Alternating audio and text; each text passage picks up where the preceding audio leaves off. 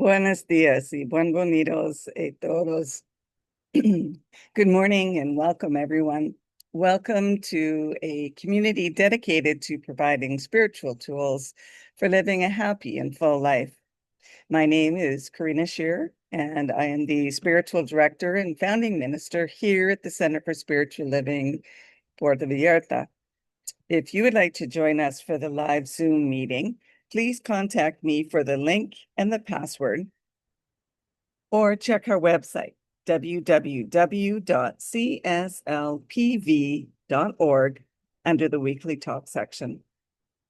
Today is a brand new month, and it is the final month of the year 2025. Today is December 7th, 2025. And we are starting a new topic for this month called Shedding Our Skin. And today's title is Surrendering into Newness. The suggested book for reading this month is Freedom from Discord by Reverend Dr. David Alexander.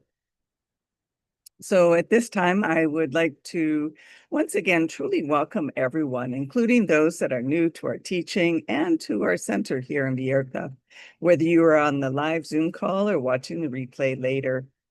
Here we teach a philosophy that honors all faith traditions. So whatever path you are on, know that it is the right one for you. And no matter what your background is, everyone is welcomed and valued here. As I mentioned, we teach a philosophy, and it is called the Science of Mind, a teaching based on new thought and ancient wisdom. We offer spiritual tools and principles to promote personal growth. And as I mentioned, we honor diversity in all aspects.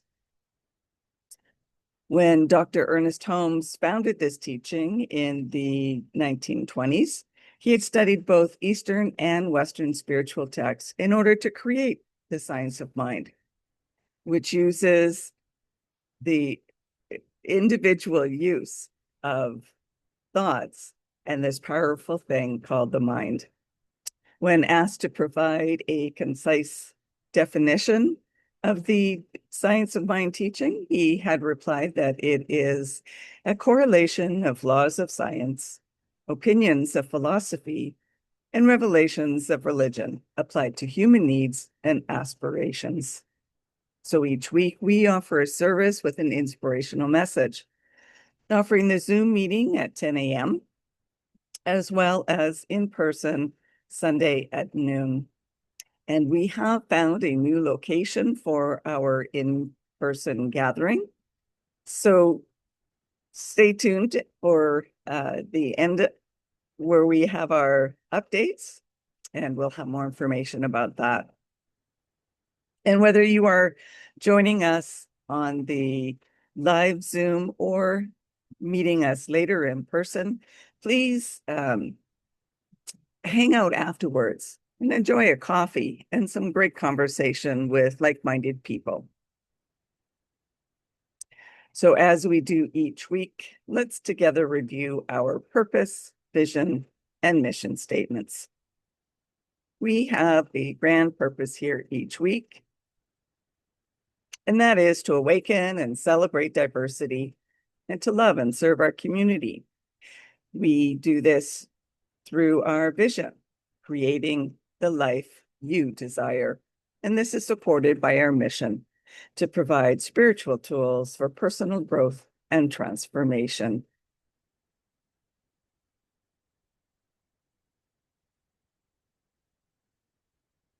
And so now, as we have been doing again, as in past years, we read an affirmative prayer from the Creative Thought magazine. And today I'll be reading from December 7 of 2014. And please remember that spiritual mind prayer is always done in the first person. So take these words as your own if you so choose. I am in heaven now, As I breathe in the peace of God, I know that this peace is all there is. I allow it to fill me up. As I breathe out, I experience my oneness with the one. Filled with peace, I am in heaven right now with a joyous experience. I accept my place in heaven and I celebrate it. If any idea to the contrary shows up, any misconception, doubt, or fear, I remind myself nothing can keep me from the rightful place. I let my I let any such thoughts fade back into the nothingness from which they came, and I declare my truth. I am in heaven, here and now. My health, finances, relationships, and creative expression are in heaven at this moment. My life flows as if always downstream. I remain in the now. I relax and enjoy the journey. I ease up on myself and others. I breathe in, filling myself with heavenly peace, and I breathe out in gratitude. I give thanks for the power of this word and its perfect manifestation in my life experience. I am in heaven now. Nothing can keep me from it or it from me. I release my word, and so it is. And that was originally submitted by licensed practitioner Judy Nestle from Pasadena, California.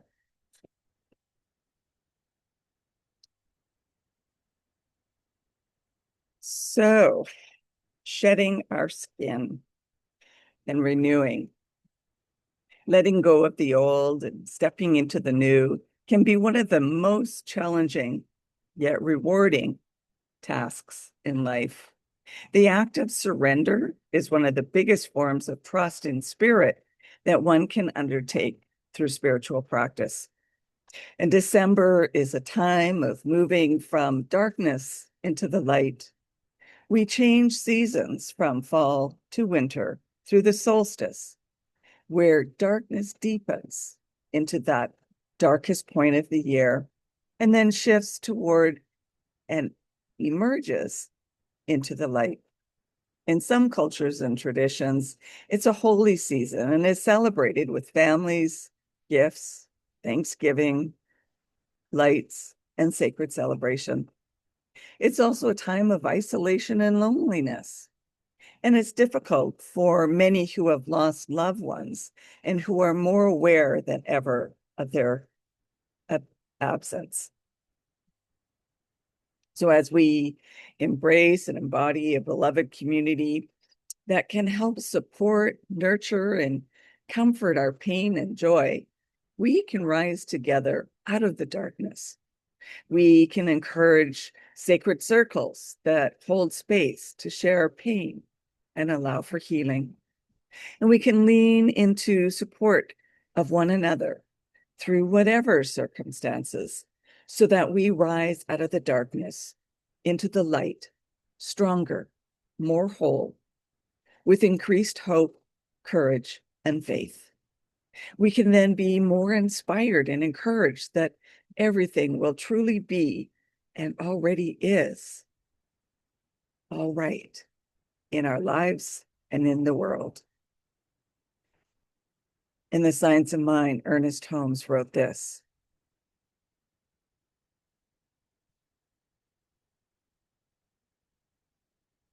releasing the weight of past limiting beliefs and judgments frees us to rise up in faith, which is mental assertion elevated to the plane of realization.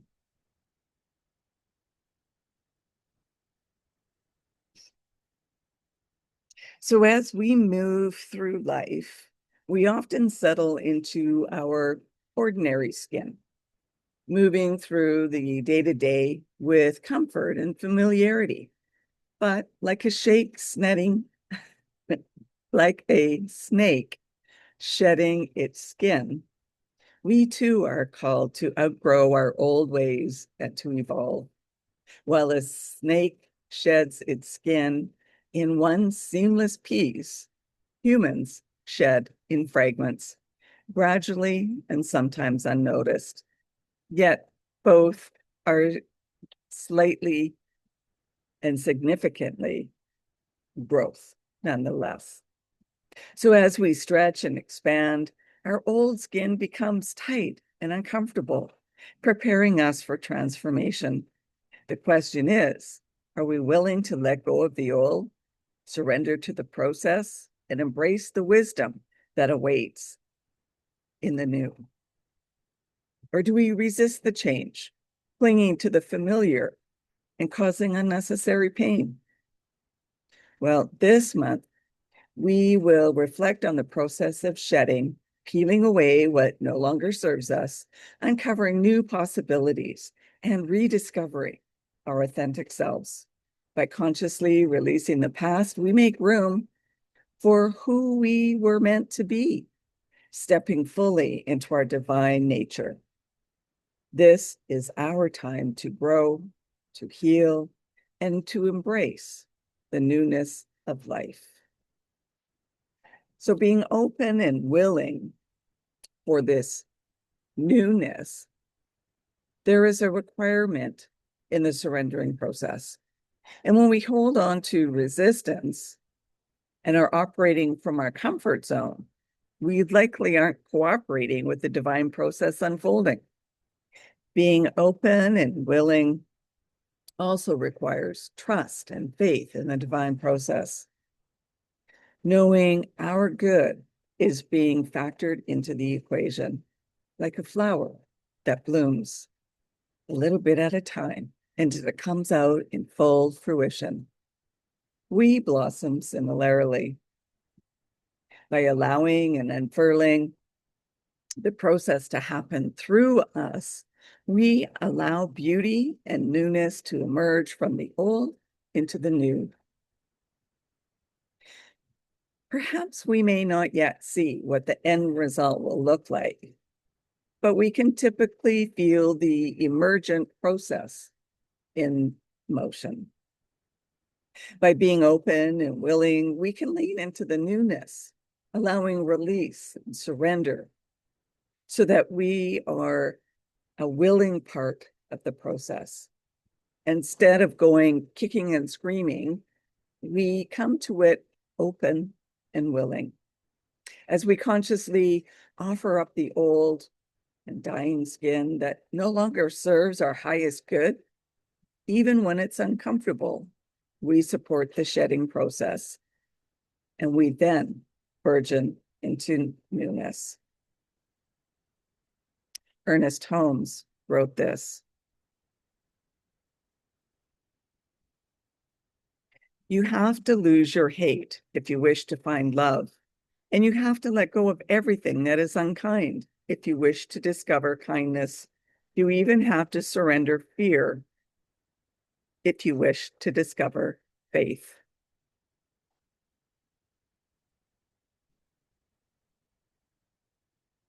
A process of letting go of what no longer serves us. So how do we ready ourselves to be in the midst of this surrendering?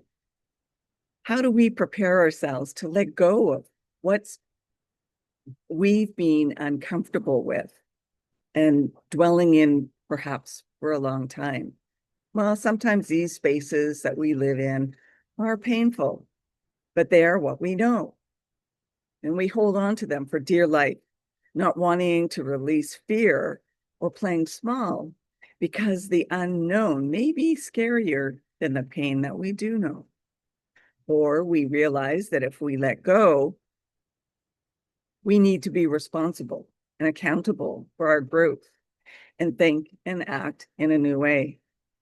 Yet we may be sending mixed signals to the universe when we say we want to stretch and grow, but our actions are saying something different.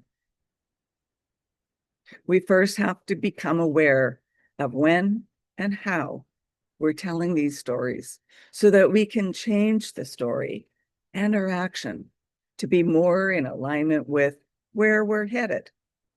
Let's mentally prepare ourselves to be ready for growth and expansion. Ernest Holmes wrote this: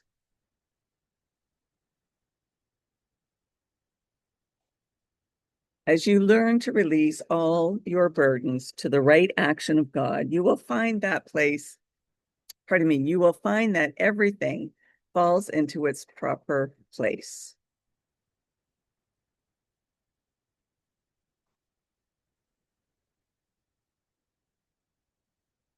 So when snakes are preparing to shed, they go into blue. Snakes produce a thin, cloudy liquid in between their new scales and the skin that they're about to shed. And this causes them to appear dullish in color, and their eyes become a cloudy blue. Snakes don't have eyelids, they have eye caps when they shed to protect their eyes, which lends to the overall blue cloudiness during shedding. And this causes temporary blindness or an impaired vision. So snakes are more defensive in blue as they feel more exposed. Snakes are often used as a metaphor for growth, rebirth, resurrection, cycles, death, and transition because they shed their skin. It's a process of death and regrowth, starting new, new beginnings, maturing. And this is how rattlesnakes get their rattle. Each time they shed, a new piece of dead skin is added to their rattle. During the shedding process, adding to the length of their overall rattle as they age. Shed skin is also an indicator of the past. Being able to see where you were, what fit you at the time, doesn't fit you now, and that you have your new skin, your new life, new experience, and new wisdom. So we must remain open at the top. Being open at the top means that there are no limits and that we live consciously in the space of infinite possibilities. There's no ceilings, walls, or floors to hold us back, limit us, or hinder our full growth, expression, or expansion. And if there are any perceived boundaries, we can know and affirm that we're able to push through them and past them, even while we're in the surrendering and letting go process. We can be at there can be a tender time, and we can still initiate an emergent pathway by visioning and praying into newness. We help manifest it and everything needed to accomplish it. Focusing on newness automatically collapses anything that does not serve our highest good, even if we don't quite know what that is yet. As we focus on newness, freedom, and no holes barred, we burst through our old skin into our new and next great reality. Our spiritual practices help us to release so that spirit can step in. Standing in God's ease and grace will get us to our destination in the best way possible. Ram Dass said this: if we hold grudges, if we don't practice forgiveness or work on releasing our unfinished business, our karma will play on in other ways or just leave us more stuck. If instead we cultivate being in the present, the awareness of this moment is stronger than the memories of the past and brings a spaciousness that can surround and dissolve old traumas.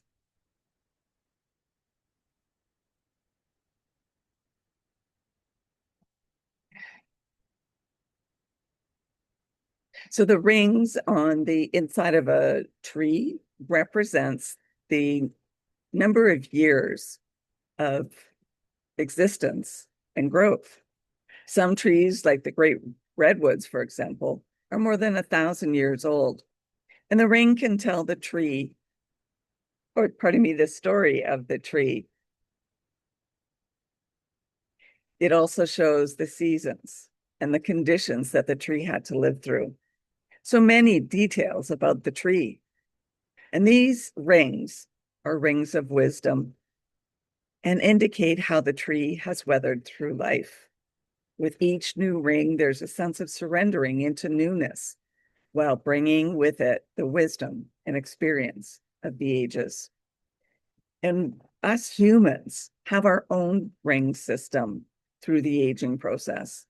Like the tree, we can allow our wisdom to take us into the next phase of our life, smarter, wiser, and more flexible, ready to step into a new way of being, to experience life with greater oneness and a willingness to surrender into the newness that as we rise higher and grow deeper, intentionally being open and willing to embrace what's next in life, gaining new knowledge as we go out, allowing it to sharpen us and to expand our consciousness. John Donahue said this: "In the sheer vulnerability of nothingness, everything becomes possible in a new way."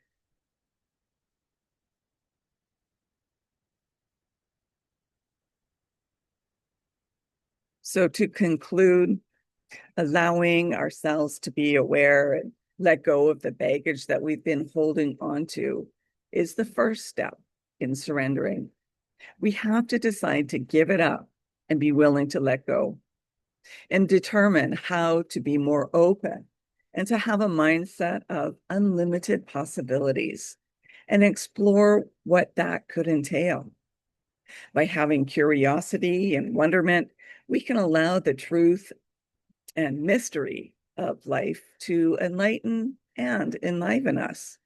We can allow our spiritual practice to help us lighten up so that we are less serious and can learn to better relinquish control, be more flexible and open at the top.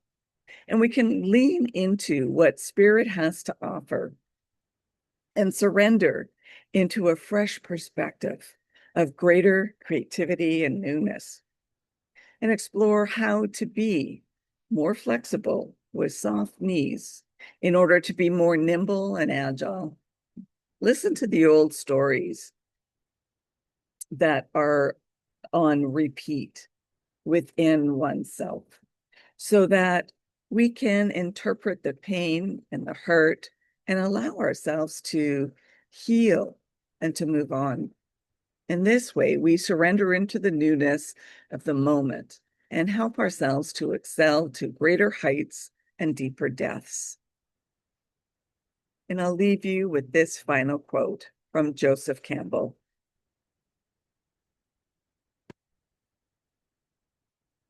"We must be willing to let go of the life we've planned so as to have the life that is waiting for us." And that brings us to our affirmation. I willingly release the old and surrender into newness.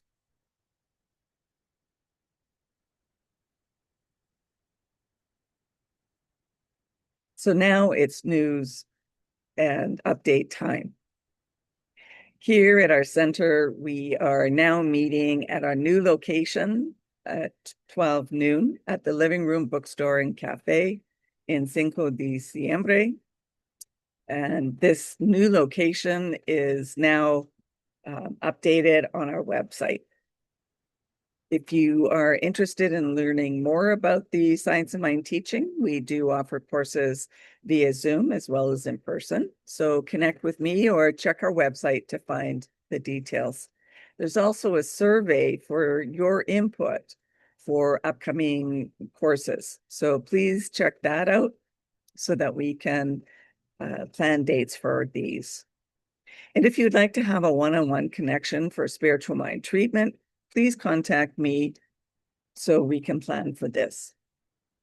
And if you would like to commit to being a member of the Center for Spiritual Living Puerto Vallarta for the upcoming year, as memberships do renew annually.